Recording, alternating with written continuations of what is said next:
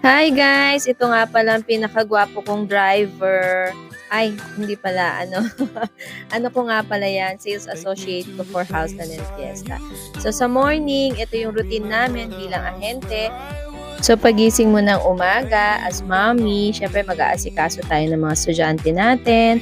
And then, mag-a-attend ako ng meeting for today's video sa Zambales region para sa mga update natin sa Prime Subic.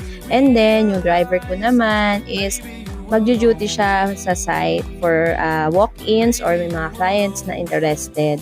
Ayan, so mga 15 minutes to 20 minutes, nandun na kami sa Prime Subic kung walang traffic. So, ayan. Sa umaga, ayan, chika-chika muna habang wala yung mga boss. And yan yung mga kasamahan ko. And then, nandyan na rin sa morning ang ating mga office staff na nagagandahan para sa lahat ng mga concerns natin. So, ganyan ang itsura namin pa during